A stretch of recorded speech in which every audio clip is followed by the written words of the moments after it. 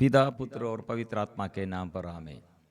सबको जय यीशु। प्यारे मित्रों, आज हमारे लिए प्रभु का संदेश, प्रभु का वचन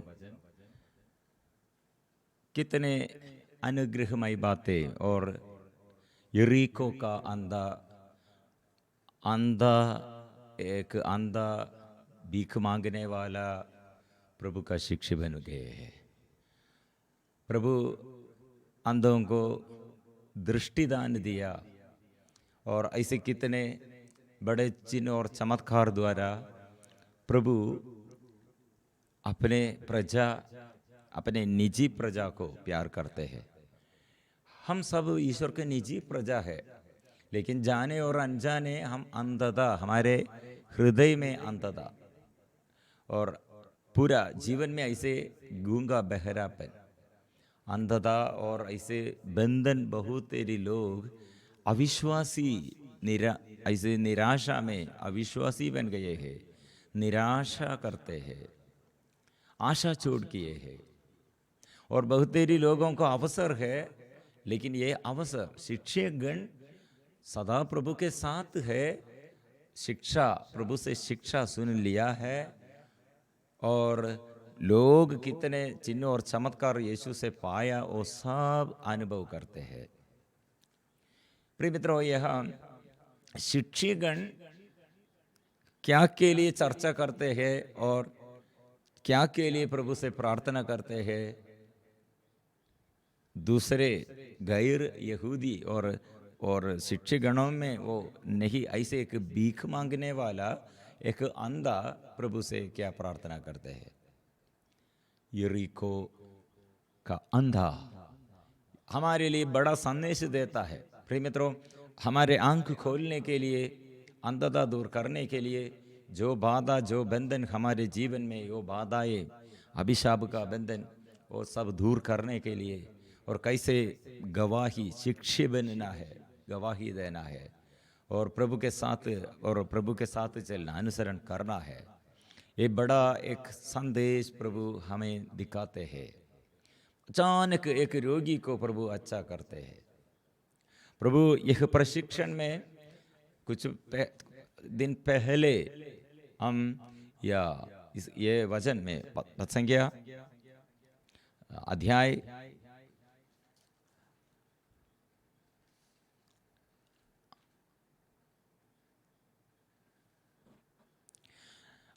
7 में एक बहरे गूंगे को स्वास्थ्य लाभ दिया और चैप्टर 7 पद संख्या 31 और एक अंधा बेत्सैदा का अंधा, बेत्सैदा एक अंधा, वो वहाँ अंधा को प्रभु स्पर्श किया और अच्छा किया। यह हम यरीको, इसलिए गूंगे बहरे को और अंधे को वो अच्छा करते हैं। लेकिन पहले बेत्सैदा का अंधा कैसे चंगाई पाया है? पहले उसको दर्शन में मनुष्यों को वो देखा है, लोगों को देखता है, लेकिन पेड़ों जैसे, मतलब आंख खोल दिया, लेकिन स्टेप बाय स्टेप, कदम कदम उसको पूर्ण दृष्टिदान मिला है। बाद में उन्होंने फिर अंधे को अंगों पर हाथ रख दिए और वह अच्छी तरह देखने लगा।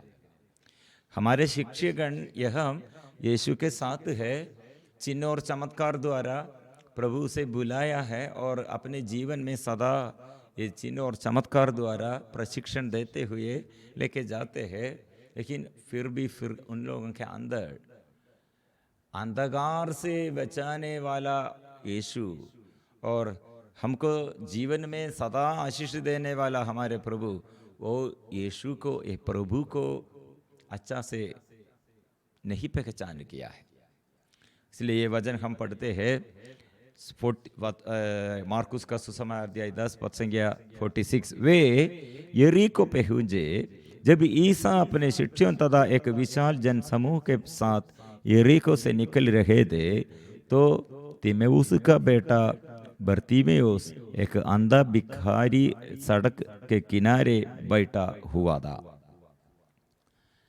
प्रिय मित्रों, यह यरीको बहुत बार हम यरीको के बारे में नया विधान में और पुराने विधान में ये यरीको जेरूसलेम ये पुनरुत्थान के बाद ये यीशु के शिष्यगण यरूशलेम छोड़कर हम देखते हैं इमाउस की ओर, यरीको वो रास्ता है और यरीको की ओर। मित्रों, पिछले मतलब हमारे पुराने विधान में यरीको एक बड़ा महत्वपूर्ण बात हमें सिखाते हैं। यरीको वहाँ एक वेश्या, वो वेश्या, ये वंशावली में वो वेश्या का नाम, वो वेश्या के बारे में उल्लेखित किया है। वो वेश्या का नाम क्या है? योशुआ का ग्रंथ अध्याय 2 पद संज्ञा, अध्याय 2, यरीको में गुप्तचार, मतलब इस्राएली लोग यर्दन नदी पार कर, इसका ऑपोजिट साइड यरीको वे लोग पहुंच गया। इसलिए यरीको विन लोग वहाँ ये यरीको लेकर और यरीको पार करना है, इसलिए वहाँ सब लोग इस्राएलियों के विरुद्ध राजा फिरौन मिस्र देश में से उसे परमिशन दिया है जाने के लिए, लेकिन बाकी सब देश में शत्रु जैसे इस्राएली लोगों के विरुद्ध शत्रु जैसे लोग मानते हैं। यह यरीको क्या महत्व है प्रिय मित्रों यहाँ। इसलिए योशुआ ने क्या किया? नून के पुत्र योशुआ से शिट्टीम से 2 पुरुषों को गुप्तचर के रूप में भेजा है, निरीक्षण करने के लिए भेजा है। हमको यरीको कैसे पार करना है और यरीको पार करने के लिए थोड़ा ऐसे थोड़ा कुछ प्रबंध करना है, कैसे करना है, ये सब करने के लिए गुप्तचर को 2 निरीक्षकों को निरीक्षण करने के लिए भेजा। वह हम ये युवकों को राहाब नामक एक वेश्या के घर पहुंचे और वही ठहरे। यह वेश्या वहाँ अभय और शरण स्थल, मतलब वहाँ शरण, ये प्रभु का भक्तों पर जो इस्राएली अभी ये मेरे घर में आया है और ये इस्राएली लोगों के लिए आश्रय और बसने के लिए, रहने ठहरने के लिए जगह दिया। प्रिय मित्रों, और ये स्त्री ने क्या कहा है? ये स्त्री ने कहा,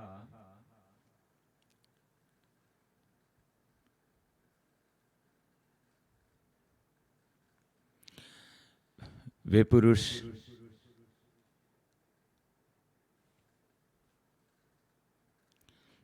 स्त्री के अंदर ये विश्वास दे, पूरा इस्राएली लोगों के लिए स्वर्गीय पिता ने इस इस्राएलियों का राजा प्रबंध किया है। इसलिए सारे अधिकार ये इस्राएलियों के साथ पूरा अधिकार है। मतलब ये लाल सागर को विभाजित करते हुए वह हम इस्राएलियों को बचाने के लिए, रास्ता मार्ग दिखाने के लिए इस्राएलियों का ईश्वर, और इस्राएल के विरुद्ध ये शत्रुगण वो तितर बितर और सब नष्ट हो गए हैं, सर्वनाश हो गए हैं। इसलिए इसके विषय में और ये यहाँ हम पढ़ते हैं अध्याय 2 पद संख्या लास्ट 26 में उन्होंने योशुआ से कहा, प्रभु सचमुच सारा देश हमारे हाथ दे रहा है, उस देश के सब निवासी हमसे भयभीत होकर साहस खो चुके हैं। सब लोग डरते हुए, मतलब इस्राएली लोगों को प्रभु रक्षा करते हैं, और सेना स्वर्गीय सेना है। इस्राएलियों का सेना मतलब स्वर्गदूत है, स्वर्ग की सेना है, इसलिए उसके आगे खड़े करने नहीं सकते। इसलिए यरीको के सभी लोग डरते हुए, इसलिए हम यरीको का प्रार्थना में, यरीको इस्राएलियों के विरुद्ध फाटक मजबूती से बंद कर दिया। कैसे वो फाटक को गिरा दिया स्तुति और आराधना करते हुए। यरीको का फाटक, इस्राएलियों का शक्ति क्या था? अपने भुजबल नहीं है, अपने हाथों से नहीं है, अपने कर्मों से नहीं है। वे लोग क्या किया? स्तुति और आराधना में प्रभु को स्तुति और आराधना करते हुए निरंतर ये कहते हुए यह यरीको का ये फाटक स्वर्गीय सेना गिरा दिया है। प्रिय मित्रों, ऐसे बहुत बातें हम यरीको के बारे में हम पढ़ते हैं, लेकिन यहाँ जब प्रभु ने यरीको का फाटक ये गिरा दिया और इस्राएली लोगों को आगे चलाया, वहाँ यरीको के लोग इस्राएलियों के विरुद्ध डरते हुए और इस्राएलियों के ईश्वर को ये शक्ति और सामर्थ्य वे लोग स्वीकार करते हैं। लेकिन इस्राएलियों में से एक सेनाओं में बड़ा एक अधिकारी यरीको में प्रभु ने क्या प्रबंध किया था, उसके विरुद्ध कुछ ऐसे चोरी किया है। हम चोरी के इसलिए वे लोग पराजित हुआ है। मतलब इस्राएली लोगों के लिए प्रभु इतने बड़ा चमत्कार, और लेकिन ये प्रभु के विरुद्ध, ये प्रभु जो घृणा करते हैं, जो ऐसे जो आदेश दिया है वह भंग करने के लिए विदेशी नहीं, गैर यहूदी नहीं, यहूदी मतलब ऐसे इस्राएली वो करते हैं। दुखमय बात यह है प्रिय मित्रों, ऐसे भी हमारे शिष्यों के ये मनोभाव और यरीको में ये अंधा का मनोभाव, ये दोनों समझने पर, ये सब इसके पीछे हम मनन चिंतन करने पर हमको समझ में आएगा एक शिष्य कैसे प्रभु से अलग रहते हैं और दूसरे एक व्यक्ति कैसे प्रभु के आगे और प्रभु के साथ जुड़े हुए शिष्य बन जाते हैं। जब उसे पता चला कि वह ईसा नजरी है तो वह पुकार पुकार कर कहने लगा, ईसा दाऊद के पुत्र मुझ पर दया कीजिए। प्रिय मित्रों, कुछ पहले शिष्यों के आगे ये प्रभु ने कहा दुख भोग और पुनरुत्थान की भविष्यवाणी की। उस समय वे लोग, प्रभु तू जब राजा बन जाते हैं हमको दाएं बाएं बैठना है, लेकिन इस संसार में आप लोग ऐसे से सबसे बड़ा होने चाहते हैं तो छोटा सेवक बन जाओ। ये सब बात किया, लेकिन ये नहीं सुनते हैं। यह गैर यहूदी क्या कहता है, दाऊद के पुत्र मुझ पर दया कीजिए।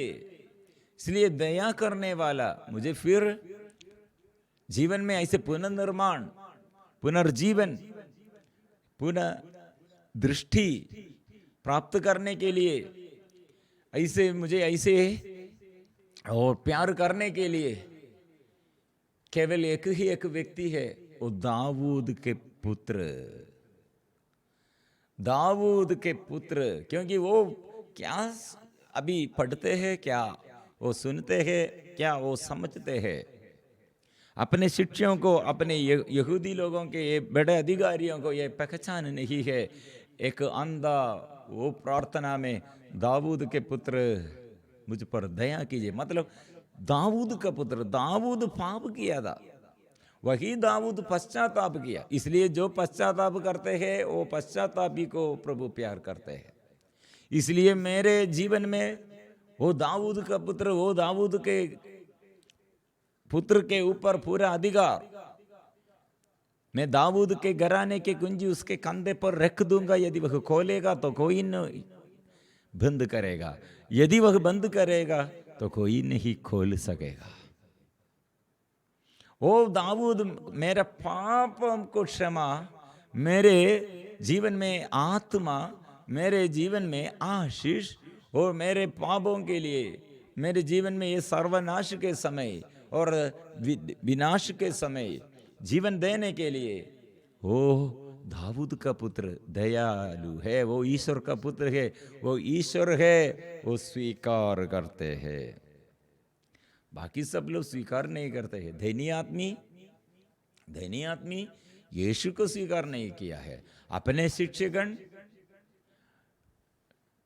यीशु को, ये ईश्वर का पुत्र, वो स्वर्ग राज्य के बारे में, और वो राजाओं का राजा, वो स्वर्ग के पूरा आदि का प्रभु का है, लेकिन इसके विषय में नहीं।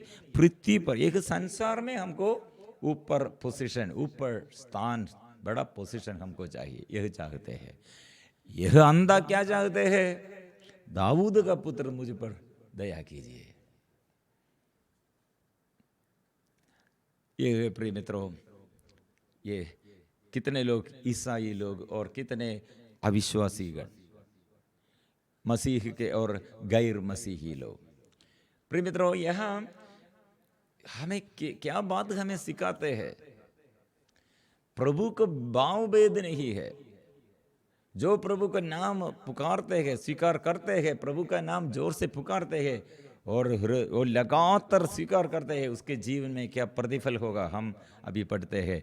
बहुत से लोग उसे चुप करने के लिए ठाटते थे, किंतु वह और भी जोर से पुकारता रहा, दाऊद के पुत्र मुझ पर दया कीजिए। और रोकने के लिए किसी को नहीं सकते हैं।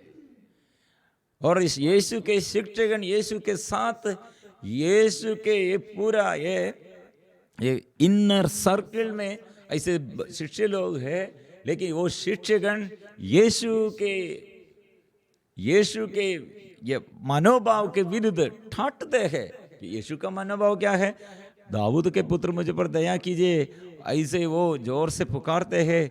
ईसा ने रुक कर कहा, उसे बुलाओ। शिष्यों का मनोभाव क्या है? रोकने के लिए। यीशु का मनोभाव क्या है? बुलाओ। प्रिय मित्रों, हम कलीसिया हमारे और सेवकों के लिए, कलीसिया में सेवकों के लिए हम कितने हम चुपचाप रहे हैं और टाटते हैं। मतलब हम किसी के आगे, किसी से यीशु के बारे में हम ये बात नहीं करते हैं। और हमारे जीवन में ऐसे यीशु के बारे, यीशु के नाम के कारण ऐसे जीवन हम नहीं जीते हैं। इसलिए क्या होगा?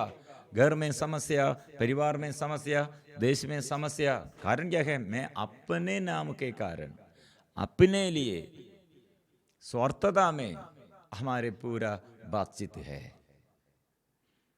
इसलिए प्रिय मित्रों, मेरे अपना स्वार्थता, मेरे स्वार्थतापन और ये ढूंढते हैं। यीशु ने कहा, बुलाओ। ये हमारे उत्तरदायित्व है। दूसरे एक व्यक्ति, अन्य धर्म का एक व्यक्ति, वो दुख में, संकट में, परेशानियों में, पाप बंधन में, उसके लिए आप क्या करते हैं? उसे बुलाना है। कैसे बुलाना? प्रार्थना में हमारे आग्रह, आत्मा के लिए आग्रह चाहिए, और दूसरों को आशीष के लिए हम प्रभु के पास ये निरंतर प्रार्थना करने का जरूरत है। और प्रार्थना में प्रभु दूसरों के लिए कितने बार ऐसे प्रभु ने सिखाया, दूसरों के लिए लोग प्रभु के पास आकर प्रार्थना करते हैं, मध्यस्थता, हम प्रभु प्रसन्न हो जाते हैं। इसलिए शिक्षकगण ये भी फिर भी और ठाटते हैं। बच्चों को पहले रोका था, अभी ये अंधे को रोका है। प्रभु ने क्या कहा? उसे बुलाओ। वह ये ईसा ने रुक कर कहा, उसे बुलाओ। लोगों ने ये कहते हुए अंधे को बुलाया, टारस रखो, उठो, वे तुम्हें बुला रहे हैं, वे तुम्हें बुला रहे हैं।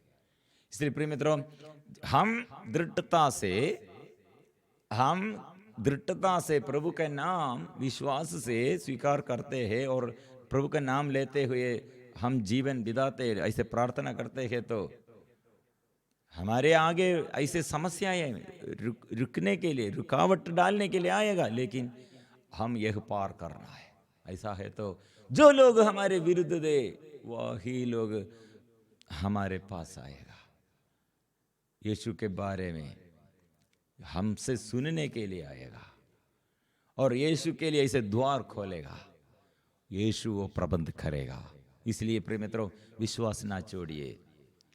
हमें आज जो जो कमी और कमजोरी और कितने विश्वास किया और कितने प्रार्थना की, इसमें क्या लाभ, ऐसे नहीं सोचना। प्रभु हमारे जीवन में अंततः दूर करने के लिए, बंधन खोलने के लिए, हमारे ऐसे आगे कितने लोग ऐसे रोकने के लिए, हमको रुकावट डालने के लिए हमें अकेलापन में छोड़ किया है। प्रिय मित्रों, प्रभु हम प्रबंध करते हैं, उसे बुलाओ।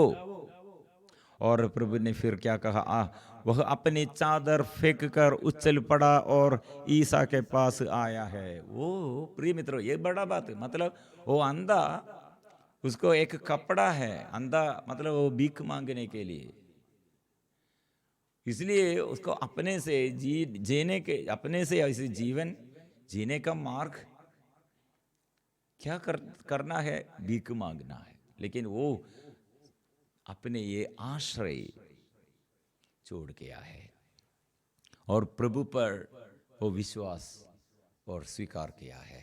इसलिए वो क्या किया, वो अपनी चादर फेंक कर उछल पड़ा और ईसा के पास आया। ईसा ने उससे पूछा, क्या चाहते हो, मैं तुम्हारे लिए क्या करूं? थोड़ा पहले ही शिष्यों से प्रभु यही सवाल पूछा, क्या चाहते हो, मैं तुम्हारे लिए क्या करूं? शिष्यगण क्या बोला, आप महिमा में हम दोनों अपने साथ बैठने दीजिए, एक को दाएं में और एक को बाएं। हे शिष्यगण से प्रभु ने ये सवाल पूछा। अभी ये सवाल अभी अंधा और ये बर्तिमेयू से पूछा, तुम क्या चाहते हो, मैं तुम्हारे लिए क्या करूं? उसने क्या कहा, उसने उत्तर दिया, गुरुवार मैं फिर देख सकूं, मैं फिर देख सकूं। ईसा ने उससे कहा, जाओ, तुम्हारे विश्वास ने तुम्हारा उद्धार किया है। उसी क्षण उसकी दृष्टि लौट आई और वह मार्ग से ईसा के पीछे हो लिया है। प्रिय मित्रों, शिक्षी बन गया है वो अंधा, आंख खोल दिया और अभी शिक्षी बन गया। रास्ते किनारे में दे, रास्ते के किनारे अभी वो रास्ता, मार्ग। प्रिय मित्रों, ये मार्ग प्रभु ने ये पुनर्निर्माण करते हैं। ऐसे गैर यहूदी है, यरीको का अंधा है, अपने शिष्यगण यीशु के विरुद्ध, मतलब यीशु के मनोभाव के विरुद्ध उसे डांटा है, रोका है, लेकिन प्रभु से बुलाया है और कुछ सांत्वना दिया है और उसे स्पर्श किया है और उसके अंधता दूर कर दिया है और अभी शिष्य बन गए हैं। प्रिय मित्रों, इसलिए हमारे आगे एक बड़ा एक संदेश है। कितने बड़े समस्या होगा, प्रभु हमें बुला रहे हैं। अंततापन और मूर्खता हमारे जीवन में और कितने बड़ा पाप के बंधन प्रभु हमें इस्तेमाल करेगा। विश्वास कीजिए, प्रभु दया कीजिए, प्रभु मुझ पर दया कीजिए, ये विश्वास हम स्वीकार करेंगे। और बड़ा बात इसमें, इसके बारे में हम हमारे जीवन में आशीष के लिए प्रभु महत्वपूर्ण बात ये हम स्वीकार करने का ज़रूरत है। प्रभु हमसे चाहते, क्या चाहते हो, मैं तुम्हारे लिए क्या करूं? बोलना है, प्रभु मेरे अंधता दूर कीजिए, दुष्टता दूर कर दे, अंधतापन, गूंगे गहरापन प्रभु दूर कर दे। प्रभु आशीष बरसा दिए, आंखें खोल दे, मन शुद्ध कीजिए, जीवन में आशीष भर दे। पिता, पुत्र और पवित्र आत्मा के नाम पर आमीन।